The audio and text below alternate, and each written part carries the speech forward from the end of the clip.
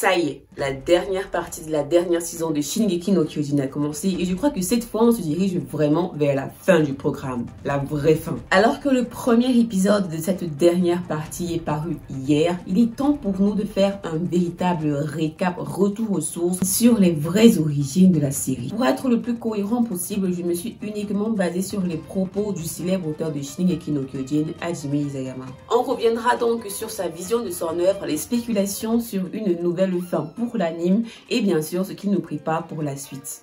Je suis Mikasa237, abonne-toi pour plus de fun. C'est parti, voici le dernier récap de Shingeki no Kyojin.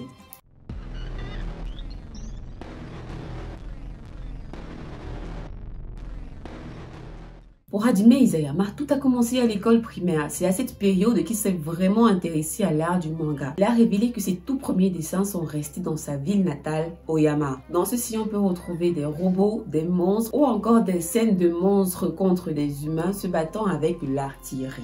Il a révélé que très jeune, il était passionné par les dinosaures. Et c'est seulement après avoir vu le tableau de Kiyoshi Yamashita que l'histoire des titans lui est parue comme une évidence.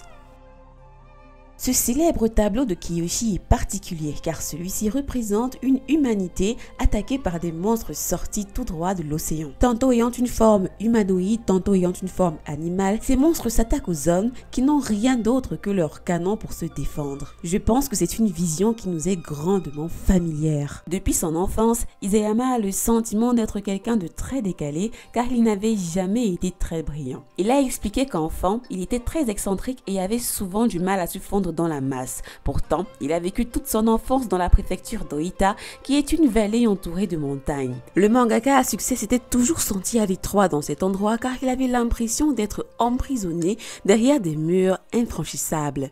C'est d'ailleurs cette impression et ce paysage qui l'ont inspiré à créer cet univers entouré de murs insurmontables et dont la population est menacée par une force extérieure. C'est quelque chose qui peut arriver à n'importe qui et partout dans le monde. C'est pour cette raison que tout le monde peut s'y identifier. Bien que très jeune il ait su quel métier il voulait faire, Isayama avoue que dans sa jeunesse, il n'a pas toujours été très posé. Il avoue qu'adolescent, il a fait beaucoup de bêtises qu'aujourd'hui il était peu fier. Même à 20 ans, j'étais encore très enfantin. À 30 ans, je suis devenue un peu plus mature et le mariage m'a définitivement aidé à devenir quelqu'un de meilleur. C'est justement à cet âge qu'il avait quitté Oyama, sa ville natale, où il se sentait oppressé pour suivre son rêve à Tokyo, la ville de tous les possibles.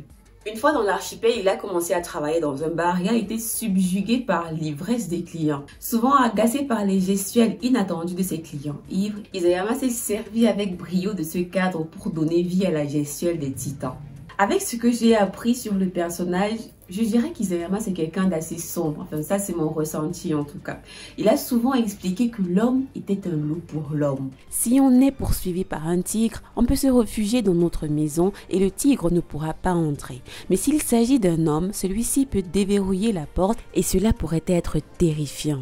Cependant, selon lui, il est quelqu'un de très optimiste. Il explique qu'en tant qu'être humain, nous nous formons en faisant des erreurs. C'est principalement pour cette raison que dans son œuvre, il n'y a pas réellement de gentil, ni pas réellement de méchant. Il a dit cette phrase que j'aime beaucoup, un héros bon n'est en réalité pas intéressant. C'est à l'âge de 19 ans qu'il rencontre son premier éditeur après avoir essuyé de nombreux refus. Il s'agissait de Kintaro Kawakubo. C'est d'ailleurs avec celui-ci qu'il a été contraint de doublement travailler pour faire évoluer son style de dessin. À vrai dire, au début, Isayama trouvait ses personnages charmants, mais Kintaro lui a bien fait comprendre qu'il était impératif pour lui de travailler son chara-design. Et même s'il n'était pas d'accord avec les changements qu'on lui demandait d'apporter à son œuvre, le mangaka a vite compris que c'était pour le mieux. Il expliquera par la suite dans une interview qu'il lui sera à jamais reconnaissant. Isayama a révélé que dans la création de son histoire, il avait une manière inhabituelle d'élaborer les plots. Contrairement aux autres mangaka, Isayama crée ses personnages en fonction de leur impact dans le scénario. C'est ainsi que certains de ses personnages sont inspirés de vraies personnes comme Gabi, qui est inspiré du personnage d'Arya Stark dans Game of Thrones. Selon lui, le scénario, c'est le plus important. La recette secrète pour avoir un scénario crédible est de jumeler un peu de réalité historique à de la fiction. C'est d'ailleurs sa marque de fabrique. Il s'est énormément inspiré des décors de l'Europe ancienne comme Rome et des guerres de l'époque pour façonner le peuple de Mars. On le sait bien, Shingeki no Kyojin est l'une des séries qui nous a le plus surpris à cause de ses déviations narratives. Ceci part principalement du fait qu'Isayama ne s'est jamais vraiment senti à la hauteur des célèbres mangaka de shonen qui étaient eux, capables par la seule force de leur pensée de créer des univers exceptionnels. Selon lui, il a donc toujours eu à s'inspirer d'autres œuvres qui existaient déjà. Partant de là, il avait aussi remarqué que l'univers du shonen semblait être restreint à un seul format, une sorte de ligne de conduite qu'il n'a absolument pas voulu suivre. Son scénario découle alors de là, une sorte de petite rébellion contre les véritables codes du shonen. Au départ, il dit qu'il avait à cœur de lire tout ce qui se disait sur internet sur son histoire et a expliqué qu'il s'inspirait parfois de certains commentaires. Mais un jour, il a décidé d'arrêter de faire ça car il cherchait à plaire aux lecteurs sans pour autant faire ce qu'ils attendaient de lui. Pour arriver à ses fins, la route a été très longue et il avait un plan de travail assez régulier car il devait rendre ses planches à la fin de chaque mois. Pour y arriver, il se tuait à la tâche pendant 3 semaines avec des jours de travail de 22 heures sur 24. Bien que ses dessins n'étaient pas les meilleurs du monde, celui-ci se rassurait en se disant que la raison pour laquelle ses lecteurs le suivaient, ce n'était pas son chara-design, mais bien son scénario.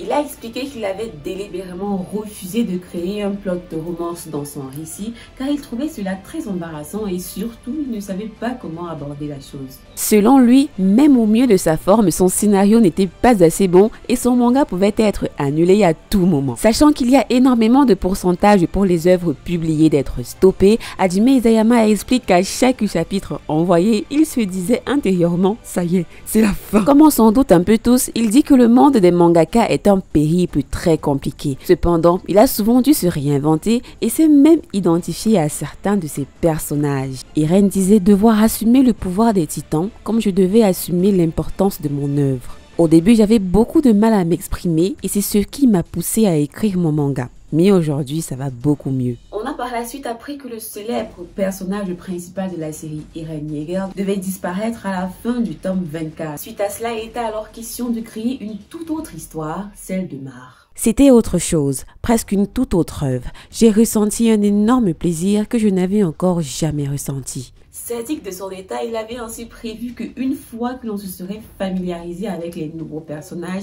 il allait alors introduire les anciens personnages qui, cette fois, seraient perçus comme les méchants. Je ne sais pas vous, mais si pour moi, ces deux histoires étaient parues, j'allais toujours supporter les Levi et Eren et Mikasa, peu importe qu'ils soient méchants ou pas. Bien que son scénario soit parfait à bien des égards, le mangaka explique qu'il a parfois des remords sur certaines parties de son histoire qu'il aurait pu changer s'il en avait eu l'occasion. Lors de l'une de ses interviews, Isayama a expliqué que si Eren n'avait pas rejoint le bataillon d'exploration, il aurait vécu une vie minable. Le protagoniste n'aurait jamais été heureux et serait mort sans faire quoi que ce soit. De plus, il serait passé à trépas 13 ans après le début de l'intrigue, sans savoir pourquoi, mais en réalité, il serait mort après avoir atteint la limite du titan transmis par son père. Autre précision, Isayama a expliqué que la raison pour laquelle les humains étaient si effrayés par les titans n'était pas parce qu'ils font peur, mais bien parce qu'ils ont ce sourire figé. Cela traduit l'absence de pensée et donc de leur imprévisibilité. Le mangaka voyait les titans comme un programme informatique et les titans déviants étaient donc des programmes ayant subi des bugs. Bien qu'il soit souvent revenu sur la crédibilité de son œuvre, Isayama est clair. Shingeki no Kyojin est une œuvre achevée, ce qui veut dire concrètement qu'il n'y aura pas de suite. Cependant, en fin 2022, lors de son passage au festival d'Angoulême en France, le mangaka a eu des propos très suspicieux. Je ne promets rien, mais je vais peut-être reprendre la plume pour faire une 15aine de pages. Il n'y a pas de précision s'il s'agit d'une suite directe de SNK ou alors d'un one-shot qui n'a rien à voir avec la série. On rappelle que dans une précédente vidéo, il avait révélé avoir envie de travailler sur une histoire courte.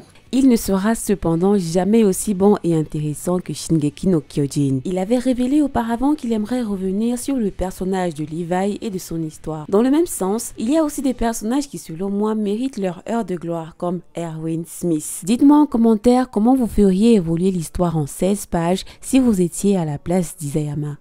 On a subi une après que le mangaka n'a pas été très fier de la fin de son œuvre et bien des fans étaient d'accord avec lui. Pour ma part, je crois principalement que c'est dû au fait que les fans ont été habitués au sadisme de l'auteur et on s'attendait à une fin vraiment gore. Du coup, le sens pacifique de ce ending nous a un peu laissé sur notre faim. En tout cas, moi, c'est ma théorie. Dites-moi ce que vous en pensez en commentaire.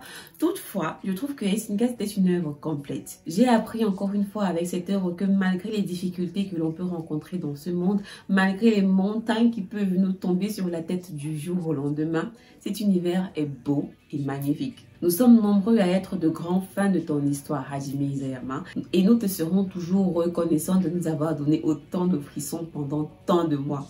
S'il y a bien une chose que je veux bien retenir avec ton histoire, Isayama, c'est que il n'y a pas vraiment de méchants, il n'y a pas vraiment de gentils non plus.